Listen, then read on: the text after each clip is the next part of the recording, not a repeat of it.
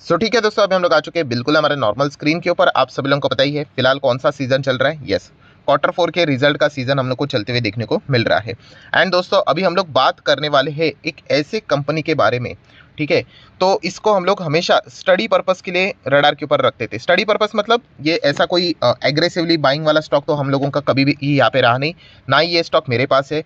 क्योंकि जिस सेक्टर में कंपनी काम करती है वहाँ पे कौन से बेस्ट स्टॉक है, ये मैं ऑलमोस्ट अगर मैं काउंट करने में बैठ जाऊँ ना तो 50 से ज़्यादा वीडियोस में बना चुका हूँ, राइट।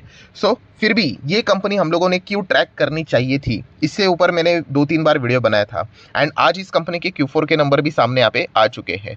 दोस्तों आप सभी लोगों को बताना चाहूँगा कि ये कंपनी कौन सी है। तो दोस्तों इस कंपनी का नाम है RBL bank. Yes, RBL bank की अगर मैं बात करूं तो आप सभी लोगों को पता है कि बीच में ये बैंक में बहुत ज़्यादा कुछ हम लोग को इश्यूज होते हुए देखने को मिले थे। Stock literally double time nose down यहाँ पे हुआ था, राइट। एंड प्लस उसी के साथ साथ RBI की एंट्री हुई थी। फिर इनके बोर्ड में कुछ नॉमिनेशन रखे गए थे कि बराबर काम कर रहे हैं कि नहीं, तो बहुत सारे शक के दायरे में आया था ये बैंक कि कुछ तो गड़बड़ चल रही है करके, राइट। बट उसके बाद क्या हुआ, उसके बाद RBI को कुछ भी ऐसा मिला नहीं। जिसको भी अपॉइंट किया गया था उसको भी विड्रॉ कर लिया गया। एंड उसके बाद जैसे मैंने कहा था कि पहले डाउट था कि कुछ तो गड़बड़ चल रही है करके, अब वो डाउट क्लियर हो गया। बट उसके बाद हम लोगों को क्या करना है, कंपनी के नंबर्स को स्टडी करने हैं, देख लेते हैं नंबर्स कैसे आते हैं करके, राइट। एंड इसीलिए मैंने शुरुआत में ही कहा आप लोगों को कि बैंकिंग सेक्टर से जुड़ा हुआ ये स्टॉक है। हमारे पास ऑलरेडी पता ही है, आप लोगों को पता है HDFC bank, ICICI bank, Kotak bank, then risky इसमें AU small finance bank and सरकार के इसमें स्टेट बैंक ऑफ इंडिया। ये 5 कॉम्बिनेशन हम लोग हमेशा ही कंसिडर यहाँ पे करते हैं। बट फिर भी RBL बैंक के नंबर्स को पढ़ना बहुत ज़्यादा इंपॉर्टेंट है। एंड थोड़ा सा जो मैंने ओवरव्यू किया है दोस्तों, बिलीव मी हम लोग यहाँ पे कह सकते हैं कि बड़े बड़े बैंक शर्मा जय ऐसे परफॉर्मेंस इस बैंक ने यहाँ पे दिखाया है। अगर मैं गलत नहीं तो शायद से मंडे के दिन बाजार तो क्लोज है, मतलब ट्यूसडे के दिन जब बाजार ओपन होगा ज़रूर बाजार का रिएक्शन दिखने लायक रहेगा कि इस बैंक के प्रति बाजार पर्सनली मुझे नहीं लगा था कि इतने अच्छे नंबर आएंगे करके। डेफिनेटली बैंक ने बहुत अच्छे नंबर दिखाए। चलिए मैं आप लोगों को बताना चाहूँगा, एक एक पॉइंट को कंसिडर करके। ये देखिए मार्च, दिसंबर, मार्च, ये सीक्वेंस हम लोग को नज़र आ रहा है। देन अगर हम लोग बात करेंगे कंपनी का टोटल इनकम कितना है, 3,17,000, राइट। 2,98,000, 2,64,000, तो ईयरली अच्छी जंप है, क्वार्टरली अच्छी जंप है। देन उसके बाद हम लोग क्या देखते हैं, ऑब्वियसली खर्चे देखते हैं। एंड खर्चे अगर हम लोग यहाँ पे बात करें तो टोटल एक्सपेंडिचर कितना है, 257, 241, 198, राइट। थोड़ा सा शॉर्ट फॉर्म में बोलेंगे तो इजीली समझ में आ जाता है। तो इनकम से खर्चे हटा देंगे तो प्रॉफिट मिलेगा या फिर लॉस मिलेगा। तो चलिए बैंक तो फिलहाल प्रॉफिटेबल है, लॉस की कोई गुंजाइश नहीं है। बट यहाँ पे बहुत सारे हम लोग को क्वेश्चन मार्क रेज होते हुए देखने को मिले थे। सबसे पहले अगर हम लोग बात करें प्रॉफिट बिना किसी एडजस्टमेंट वाला तो कितना है, 59,378। लास्ट टाइम था 56,720, उसके पहले था 65,742, राइट। तो ये हम लोग को पहले का प्रॉफिट फिलहाल तो देखने को यहाँ पे मिल रहा था। देन अगर हम लोग यहाँ पे बात करेंगे प्रोविजन की, आप सभी लोगों को पता है कि बैंक के नंबर जब भी हम लोग पढ़ते हैं हम लोग NPP को कंसिडर करते हैं, ठीक है।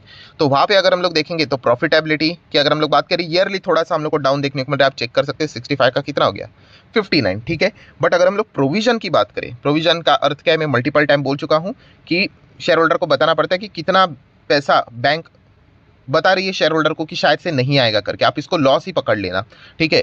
तो इस क्वार्टर में वो बता रही कि 23,470, 23,470 इतना पैसा वापस नहीं आएगा करके। लास्ट टाइम कितना था, 29,000 से भी ज़्यादा, और एक साल पहले तो 40,000 से भी ज़्यादा, राइट। इसका अर्थ क्या होता है कि ये 40 का 23 हुआ, मतलब कम हुआ तो अच्छा हुआ। इसका अर्थ ये होता है कि बैंक अच्छी रिकवरी कर रही है, ऐसे लोगों को लोन दे रही है जहाँ पे उनका कम पैसा फंस रहा है। ये कभी जीरो नहीं हो सकता करके, क्योंकि आपको पता ही है कि बिजनेस करेंगे कुछ ना कुछ तो रिस्क यहाँ पे इन्वॉल्व रहता ही है। प्रोविजन की अगर मैं बात करूँ दोस्तों तो एकदम ज़बरदस्त तगड़ा परफॉर्मेंस देखने को यहाँ पे मिल रहा है। जैसे मैं बोलता हूँ ना कि 100 में से अगर मुझे मार्क्स देने होंगे प्रोविजन को तो मैं 110 दे दूंगा। इतने शानदार प्रोविजन देखने को यहाँ पे मिल रहे हैं, राइट। देन अगर आप लोग चेक करोगे तो प्रॉफिट में से प्रोविजन हट जाएगा तो वापस एक बार कंपनी का प्रॉफिट हमारे सामने आ जाता है। एंड वो कितना है फिर अभी, 35,900, 27,400 एंड 25,600। प्रोविजन की वजह से कंपनी के जो प्रॉफिट है ईयरली थोड़े से डाउन नजर आ रहे थे, वो भी बेटर नजर यहाँ पे आ रहे हैं। एंड प्रोविजन को हम लोग ऐसा कोई एक्सेप्शन आइटम नहीं बोल सकते, ये कंप्लीटली बैंक का कोर पिलर होता है, उसको ही हम लोग कंसिडर यहाँ पे करते हैं। इसी चीज़ के वजह से तो येस बैंक डूब गया, प्रोविजन छुपा के रखे हुए थे, ठीक है। क्वार्टरली भी परफॉर्मेंस हम लोग देख सकते हैं, पहले भी प्रॉफिट अच्छा था, आफ्टर प्रोविजन की भी एडजस्टमेंट की बात करें तो वो भी अच्छा ही नज़र यहाँ पे आ रहा है। देन अगर हम लोग थोड़ा सा और नीचे जाते तो टैक्सेस पे करने पड़ेंगे एंड फाइनल प्रॉफिट आ जाएगा। तो फाइनल प्रॉफिट कितना है तो वो हम लोग देख सकते हैं 27,100, 27,100। लास्ट टाइम कितना था 20,897 एंड एक साल पहले 19,700। सो ईयरली बात करें अच्छी जंप है, क्वार्टरली अगर हम लोग बात करें तो अच्छी जंप है, राइट। सो बताने का मकसद क्या है दोस्तों कि बहुत ही शानदार परफॉर्मेंस हम लोग को देखने को यहाँ पे मिल रहा है, राइट। फिर भी अगर मुझे एक मार्क कट करना है तो कहाँ पे करूँगा, जो बिना एडजस्टमेंट वाला प्रॉफिट था वहाँ पे ईयर ऑन ईयर बेसिस थोड़ी सी गिरावट देखने को मिली थी, राइट। बट जिस मतलब चक्रव्यूह में ये बैंक हम लोग को चलते हुए देखने को मिल रहा है, उसके बाद इस प्रकार के नंबर्स दिखाना ये बहुत ही मतलब मैं कह सकता हूँ कि एक अच्छा साइन जरूर नज़र यहाँ पे आ रहा है। देन दोस्तों क्या कहानी खत्म हो गई? नहीं, हमारी कहानी आपको पता ही है। एनपीपी होती है प्रॉफिट, फिर प्रोविजन एंड उसके बाद अभी एनपीए के ऊपर हम लोग को यहाँ पे आना होता है। सो एनपीए किधर गए? ओके, बहुत सारे लोग ये सोचते होंगे सर ईपीएस तो आपने बोला ही नहीं। तो ये देखिए ईपीएस क्या ही रहेगा, जो प्रॉफिट है वही है 4.52, 3.49, 3.30 ईयरली क्वार्टरली अच्छी जंप है। तो चलिए आ जाते हैं एनपीए के ऊपर। तो अगर हम लोग सबसे पहले एनपीए की बात करें तो कितना है 241, लास्ट टाइम कितना था 246 और उसके पहले 272। तो 72 41 हो गया, 46 41 हो गया, तो अच्छी बात है। एनपीए भी जितना कम होता है उतना ही अच्छा होता है एंड अल्टीमेटली हम लोग इसको परसेंटेज के फॉर्म में तोलते हैं ताकि क्लियर पिक्चर मिल जाए। सो इस वक्त का जो एनपीए है वो कितना है 3.37, थोड़ा मैं लिख लेता हूँ कितना है 3.37।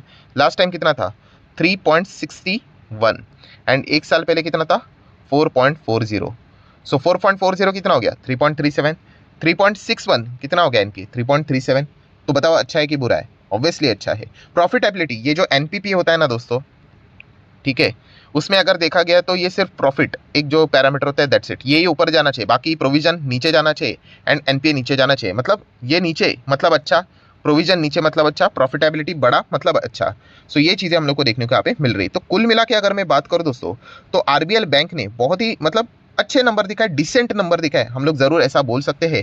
एंड अभी ट्यूसडे के दिन बाजार ओपन होगा तो थोड़ा मुझे इंटरेस्ट रहेगा कि मार्केट इस कंपनी के नंबर्स को कैसे रिएक्ट करती है, क्योंकि बहुत ही बुरे दिन देखे इस बैंक ने। प्लीज़ मेरे जो स्टेटमेंट है उसको ऐसा इन्वर्टेड कॉमा में कोट मत कर लेना कि शायद से सर ये रिकमेंडेशन दे रहे, हमें इनडायरेक्टली हिंट दे रहे हैं कि बाय करो करके। बिल्कुल भी नहीं, मैं ऑलरेडी आप लोगों को साफ स्पष्ट रूप से बोल चुका, बैंक्स में जाना ही है तो 5 बैंक हमारे रेडी है, HDFC, ICICI, Kotak, AU small and SBI, that's it. ये 5 ही, उसके बाहर मैं बिल्कुल भी ज़्यादा फोकस नहीं करता। अगर किसी को और जाना ही है तो फेडरल बैंक भी एक आध बार चाहो तो स्टडी कर सकते हो, राइट। बट फिर भी बाकी चीज़ों की भी तो नॉलेज हम लोगों को होनी चाहिए कि नहीं, वरना पता कैसे चलेगा कि कौन सा बैंक अच्छा है या नहीं अच्छा है? क्या पता अगर ये कंसिस्टेंटली अगर अच्छा कर ले तो हम भी शायद से इसको अपने पोर्टफोलियो में जगह दे दे, राइट। कुछ लोग सोचते होंगे सर इतनी तारीफ कर रहे हैं तो सीधा जाके खरीदते क्यों नहीं है? इसीलिए नहीं खरीदते क्योंकि बाय करने के लिए हमें कंसिस्टेंसी चाहिए।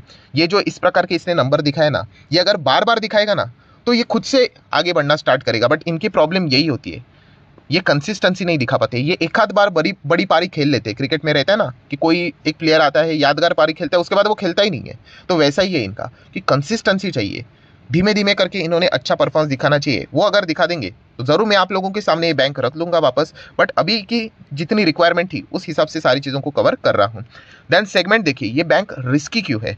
तो कॉर्पोरेट एंड होलसेल बैंकिंग में इसका अच्छा खासा एक्सपोजर देखने को मिल जाता है। और पर्सनली मुझे ये कॉर्पोरेट एंड जो होलसेल बैंकिंग जो रहता है ना, उन बैंक्स को यूजुअली मैं अभी अवॉइड ही करना पसंद करता हूँ। बहुत ज़्यादा रिस्क देखने को यहाँ पे मिल जाता है। येस बैंक भी क्यों डूबा? क्योंकि येस बैंक का भी एक्सपोजर इन्हीं सेगमेंट में ज़्यादा था। इंडसइंड बैंक में भी यूजुअली मैं अभी अवॉइड क्यों करता हूँ? क्योंकि उसका भी जो ज़्यादा एक्सपोजर होता है वो इसी में ही होता है, कॉर्पोरेट एंड होलसेल बैंकिंग में ही होता है।